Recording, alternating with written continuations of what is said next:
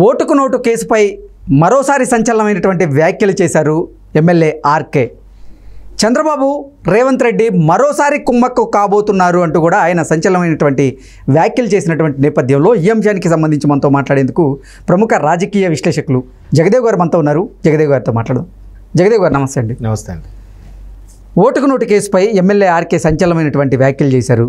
మరోసారి చంద్రబాబు గారు రేవంత్ రెడ్డి గారు కుమ్మక్కు కాబోతున్నారు అంటూ కూడా ఆయన వ్యాఖ్యలు చేయడం జరిగింది. ఏంటి ఆయన వ్యాఖ్యల వెనక ఆయన ఉద్దేశం ఏంటంటే ఏం చెప్తారు?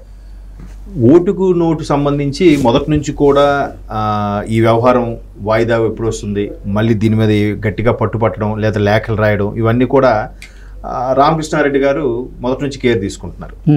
అయితే ఇవాళ సుప్రీంకోర్టు అంశంలో మళ్ళీ వచ్చినప్పుడు తెలంగాణ తరపు న్యాయవాది ఎట్లా మాట్లాడారంటే, ఈ ఓటుకు నోటు అంశము క్లారిటీ లేదు, అండ్ మోర్ ఓవర్ సరైన సాక్ష్యాధారాలతో కూడా ప్రూవ్ చేస్తున్నారా, చేయట్లేదా, చేయలేకపోతున్నారు. పోనీ మాకు ఏదైనా అవకాశం ఇచ్చినప్పుడు చెప్పాలి, అది చెప్పట్లేదు. పైగా ముందుకి కోర్టులో కూడా సమ్మర్ హాలిడేస్ ప్రకటిస్తారు. ఎండలు తీవ్రంగా ఉన్న నేపథ్యంలో హాలిడేస్ ప్రకటిస్తారు. ప్రకటించినప్పుడు ముఖ్యంగా రావాల్సినవన్నీ కూడా వచ్చి వాటి గురించి తీర్పులు ఇచ్చే ఉండాలి, కానీ కోర్టు సమయాన్ని వృధా చేసుకోదలుచుకోలేదు. కాబట్టి ఇవన్నీ అయిపోయాక, పైగా ఈ వ్యవహారం కూడా ప్రస్తుత తెలంగాణ రాష్ట్ర ముఖ్యమంత్రి వారు కూడా ఇందులో ఇన్వాల్వ్ అయ్యారు. కాబట్టి ఈ ఎన్నికలు, సార్వత్రిక ఎన్నికలు ఉన్నాయి, దాంట్లో కొద్దిగా బిజీగా ఉంటారు. మేము మళ్ళీ వచ్చి ఇలా ఎన్నికల వల్ల రాలేకపోవడం, మీకు వాయిదా పెట్టడం, ఇవన్నీ కోర్టు సమయం వృధా అవుతుంది. కాబట్టి ఈ అన్ని అయిపోయాక, సెలవులు కూడా అయిపోయాక ఎప్పుడో పెట్టండి, పెడితే బాగుంటుంది అంటే, అదే మీరు ఎప్పుడు అభ్యర్థిస్తున్నారంటే వీళ్ళు జూలై 24 ఏదో ప్రపోజ్ చేశారు తెలంగాణ తరపు లాయర్. చేస్తే కోర్టు యాక్సెప్ట్ చేసేసింది. ఎందుకంటే కోర్టుకు నోటుకు నోటు వ్యవహారం అనేది ఇది రేవంత్ రెడ్డి గారు టీడీపీలో ఇంకా అదే కాంగ్రెస్లో రాకముందు జరిగిన వ్యవహారం ఆల్మోస్ట్ అది. ఆయన ఇంట్లోకి వెళ్ళి ఈడ్చుకొని వచ్చిన వ్యవహారాలు కూడా ఉన్నాయి. ఇప్పుడు మొన్న ఇంతకుముందు ఒక మిత్రుడు కూడా చెప్పాడు, ఒకప్పుడు తమిళనాడులో ఇట్లా కక్ష సాధింపు రకమైన రాజకీయాలు నడిచేవి. జయలలిత గారికి కొంగు పట్టుకు లాగాడు ఒక ఎమ్మెల్యే అని చెప్పి ఆవిడ మళ్ళీ ముఖ్యమంత్రిగానే అడుగు పెడతానని చెప్పి శపథం చేసి వెళ్ళింది. అలాగే ఆవిడ ముఖ్యమంత్రి అయిన మరుక్షణము అక్కడికి 2-3 నెలల్లోనే కరుణానిధి గారికి అర్ధరాత్రి ఇంచుమించు అదే 1:02 టైంలో ఆయన కూడా ఈడ్చుకుంటూ వెళ్ళారట అరెస్ట్ చేసి. అప్పుడు మనం విజువల్స్లో కూడా చూసాం. అట్లాగా ఈ డిఎంకి వచ్చినప్పుడు ఒక రకమైన కక్ష, ఏఐడిఎంకి వచ్చినప్పుడు ఇంకో రకమైన కక్ష, ఇట్లాంటి కక్ష సాధింపు రాజకీయాలు ఎక్కువైపోయి తమిళనాడులో. అట్లాంటి రాజకీయ సంస్కృతి ఇప్పుడు మనకు కూడా వచ్చేసింది అన్నట్టు కూడా మిత్రుడు ఎవరు చెప్తున్నారు.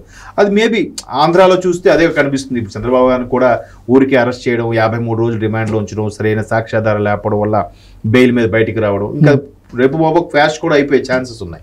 అయితే ఇక్కడ తెలంగాణలో కూడా ఇంతకుముందు కేసీఆర్ గారు ఏమంటున్నారు, ఒకప్పుడు మేము పేరేటి బిఎల్ అయితే భారతీయ ప్రధాన కార్యదర్శిగా ఉన్న ఇప్పుడు బిఎల్ సంతోష్ గారి వ్యవహారంలో మేము గతంలో ఆయనకి ఎమ్మెల్యేలు కొనుక్కుంటున్న అంశం మీద మేము ఏదైతే దూకుడు వ్యవహరించామో, ఇప్పుడు అదే కక్షను పెట్టుకొని మోడీ గారు కవితను అరెస్ట్ చేశారని చెప్పి ఎట్టకేలకు కేసీఆర్ గారు కూడా నోరు విప్పారు.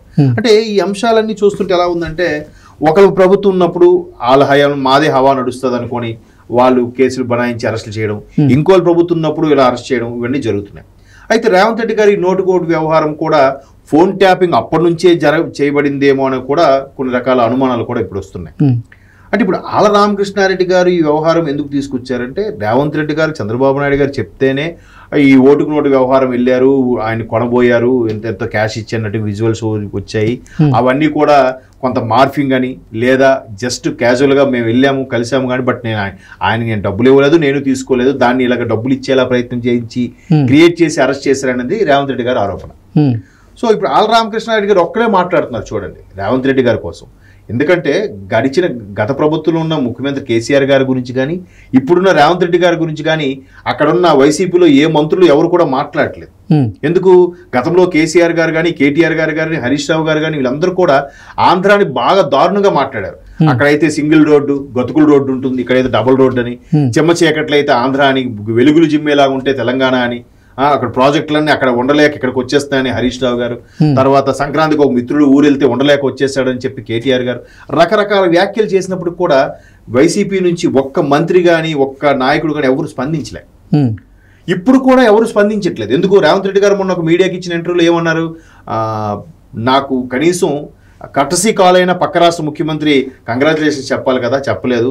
నన్ను ముఖ్యమంత్రి అవ్వకుండా అడ్డుకోవడానికి ఎన్నెన్ని కుయుక్తులు పడినారో అవన్నీ నాకు వాళ్ళని గుర్తుపెట్టుకుంటా వీళ్ళని గుర్తుపెట్టుకుంటా అన్నప్పుడు కూడా వైసీపీ నుంచి కానీ ఆంధ్ర నుంచి కానీ ఒక్క నాయకుడు కూడా విమర్శించలే. ఎందుకు? మేబీ వాళ్ళ ఆస్తులు వాళ్ళ వ్యాపారాలన్నీ హైదరాబాద్లో ఉన్నాయని భయంతోనో లేదంటే వేరే ఇతర కారణాలతోనో ఎవరు రెస్పాండ్ అవ్వట్లేదు. నిజంగా రెస్పాండ్ అవ్వాలి, వైసీపీ మీద దుమ్మెత్తి పోసేలా మాట్లాడితే ఇమీడియట్గా కౌంటర్లు ఇచ్చే మంత్రులు చాలా ఉన్నారు. ఎందుకంటే రజనీకాంత్ గారు వచ్చి కేవలం బాబు గారు పొగిడారు. అక్కడ వైసీపీ గురించి తప్పుగా మాట్లాడలేదు, ఆంధ్ర ప్రభుత్వం గురించి కూడా ఎక్కడ మాట్లాడలేదు. మాట్లాడిపోయిన ఆయన వదిలేరా? సీకేసిన తాట్ టెంకలా ఉంటాడు, ముసలైపోయాడు, ఈడు హీరో ఏంటి, ఈడేం సూపర్ స్టార్ అని చాలా విమర్శించారే జస్ట్ చంద్రబాబుని పొగిడినందుకే. మరి ఇక్కడ డైరెక్ట్గా జగన్మోహన్ రెడ్డి గారి మీద రేవంత్ రెడ్డి గారు కౌంటర్ వేసిన ఏం మాట్లాడలేదు. కేసీఆర్ గారు ఆంధ్ర ప్రభుత్వం గురించి ఆంధ్ర ప్రజల గురించి అంత దారుణంగా మాట్లాడినా ఎవరు మాట్లాడలేదు. ఎందుకు? ఒక్క ఆళ్ళ రామకృష్ణారెడ్డి ఒక్కరే ఈ రోజు మళ్ళీ రేవంత్ రెడ్డి గారి గురించి మాట్లాడారు. మేబీ ఆళ్ళ రామకృష్ణారెడ్డి గారికి హైదరాబాద్లో వ్యాపారాలు ఏమి లేవేమో, ఆస్తులు గట్రా, అంతే కదా. లేదంటే అంత ధైర్యంగా రేవంత్ రెడ్డి గారు చంద్రబాబు కుమ్మక్కయ్యే మళ్ళీ జడ్జిల్ని మ్యానిపులేట్ చేసి గత 5 ఏళ్లుగా వీళ్ళు బెయిల్ మీద ఉన్నారు అని చెప్పి అంటున్నారు. మరి నిజమే, గత 5 ఏళ్లుగా బెయిల్ మీద ఉన్నారు రేవంత్ రెడ్డి గారు. మరి 10 ఏళ్లుగా జగన్మోహన్ రెడ్డి గారు బెయిల్ మీదే ఉన్నారుగా. 10 ఏళ్ళుగా అది నానుతూనే వస్తుందిగా. పోనీ ఆ 10 ఏళ్లలో ఆయనకి అడిగిన ముత్యంగా బయటికి రాలేదు, పోనీ అలాగని కేసు కొట్టివేయబడలేదు. ఇప్పుడు శ్రీలక్ష్మి గారికి ఏదో అడ్జస్ట్ చేశారు, మొత్తానికి శ్రీలక్ష్మి గారు కేసు కొట్టేయడం ఏదో జరిగింది. మళ్ళీ ఆవిడ వచ్చి జగన్మోహన్ రెడ్డి గారి ప్రభుత్వంలో ఏదో విధులు నిర్వహిస్తున్నారు కదా. మరి ఈయన కూడా కడిగిన ముత్యం లాగా ఉంటే కాంగ్రెస్ కేవలం కక్ష సాధింపుల చర్యలే అయితే ఈయన కూడా ఇప్పటి కేసులు కొట్టించుకోవాలి కదా, ఫ్రీ అయిపోవాలి కదా జగన్మోహన్ రెడ్డి గారు. బట్ ఇప్పటికీ బెయిల్ మీదే ఉన్నారుగా. ఎందుకని? మరి అక్కడ రేవంత్ రెడ్డి గారు 5 ఏళ్ళుగా బెయిల్ మీద ఉంటే ఈయన 10 ఏళ్ళుగా ఉన్నారు. ఎవరు ఎలా అయిపోయిందంటే రాజకీయాల్లో నిజంగా వీళ్ళు బురద జల్లేలా మాట్లాడుకుంటున్నారా, లేదా ఒక్క కేసు కానీ ఒక్క ఇష్యూ కానీ లేని నాయకుడే లేడా అంటే మేబీ అలాగే అనిపిస్తుంది. ఇక్కడ అంతా ఏంటంటే పెద్ద గీత చిన్న గీత, ఒకడు కాకపోతే ఎక్కువ నేరాలు చేసినవాడు కొంచెం నేరాలు చేసినవాడు అన్నట్టుగానే ఉంది పరిస్థితి.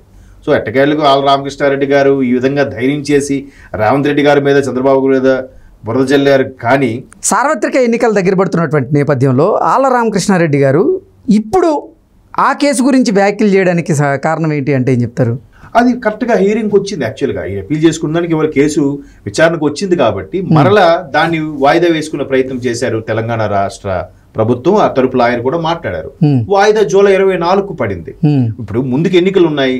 గతంలో కూడా కవిత గారు సంబంధించి నేను మా పార్టీ ఇప్పుడు 2023 మార్చి నుంచి సమన్లు ఇస్తే నా చాలా రీజన్స్ చెప్పి ఆవిడ వెళ్ళలేదు ఈడీ సమ్మన్లు పంపించినప్పుడు విచారణకి. ఎందుకు?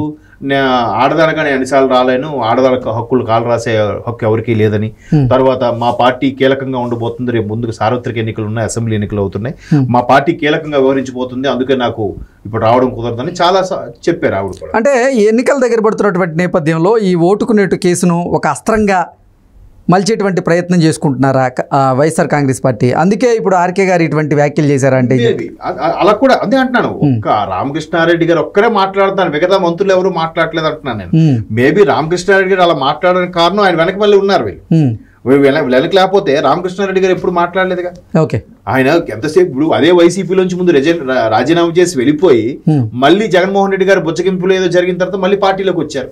అదంతా మనం చూసాం, ఒక నెల 2 నెలల కింద జరిగిన విషయం అది. మళ్ళీ ఇప్పుడు వచ్చి మేబీ పార్టీలో మెప్పు కోసమా లేదంటే ఎన్నికల్లో మైలేజ్ కోసమో మళ్ళీ చంద్రబాబు నాయుడు గారు రేవంత్ రెడ్డి గారి అంశాన్ని చంద్రబాబు నాయుడు గారికి లింక్ పెట్టి ఇద్దరు కుమ్మక్కయ్యి మళ్ళీ కేసు నుంచి వాయిదా తీసుకున్నారు అన్నట్టుగా ఒక స్టేట్మెంట్ ఇచ్చారు. ఎన్నికల సమయంలో ప్రతీది కూడా వాళ్ళు గెలవడం కోసం, పార్టీ గెలవడం కోసం ప్రతీది మైలేజ్గానే చూస్తారు, ప్రతి స్టేట్మెంట్ కూడా మైలేజ్గానే చూస్తారు.